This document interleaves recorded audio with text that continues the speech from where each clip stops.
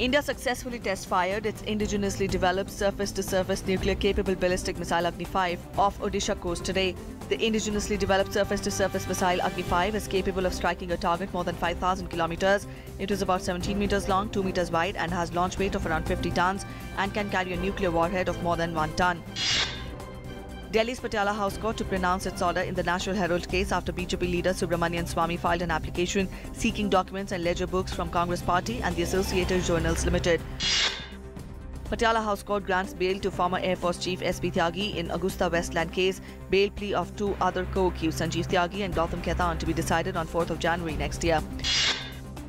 Finance Minister Arun Jaitley today emphasized that payment of legitimate taxes is part of a citizen's duty and non-payment is visited with severe consequences. He was addressing the inauguration of professional training of 68th batch of IRS officers in Gurugram in Haryana. Many parts of the country reel under cold wave, with Himachal Pradesh and Uttarakhand receiving season's first snowfall. Dense fog with a sharp decline in temperature affected life in Delhi NCR, Uttar Pradesh, Punjab, Haryana, Rajasthan and Odisha. In Karnataka, 900 gas cylinders stored near a godown exploded in succession near Chantamani. 3 lorries stacked with 900 cylinders were reduced to ashes, and the explosion left villagers trembling all night. HP gas cylinders were stacked up in lorries to be transported. No casualties were reported in the incident. Uttarakhand Chief Minister Harish Rawat, who was summoned by CBI in the alleged Sting CD case, will not appear before the investigating agency. The Uttarakhand High Court yesterday set aside the Chief Minister's plea seeking a stay on his appearance before the CBI. This is the second time that Rawat had been summoned by CBI on a preliminary inquiry registered by it. In a bid to incentivize digital payments, government kickstarts Lucky Grahak Yojana and Digidhan Vyapar Yojana awards. 15,000 people to be awarded every day over the next 100 days, with a mega draw on 14th of April 2017. Winners to receive reward money into their bank accounts. In Kerala, 21 Sabrimala pilgrims were injured in a stampede at the famous hill shrine of Lord Ayyappa. All the injured persons have been admitted to hospital. The stampede occurred between Sannidhanam and Malikapuram. The shrine witnessed a heavy rush of devotees the penultimate day before the culmination of 41-day Mandal Puja. Black money seizures are continuing across the country. Unaccounted cash of 50 lakh rupees has been seized from a private bus in Kerala. Meanwhile, 35 lakh rupees cash in new currency notes and 2 kilograms of gold was seized in Panvel in Maharashtra. A Russian military passenger plane carrying dozens of Red Army Corps singers, dancers and orchestra members plunged into the Black Sea minutes after it took off en route to a military base in Syria, killing all the 92 people on board.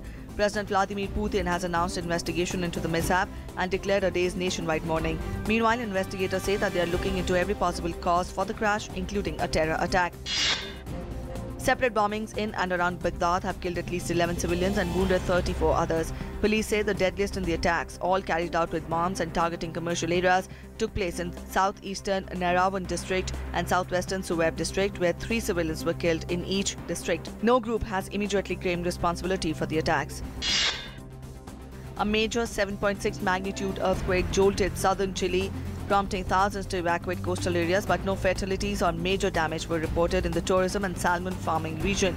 Chile's National Emergency Office lifted both the evacuation order and a tsunami watch 3 hours after the Christmas Day quake struck, telling nearly 5,000 people who had evacuated that they could return to their homes. British pop singer George Michael, who rose to fame with the band Wham and sold more than 100 million albums in his career, has died aged 53.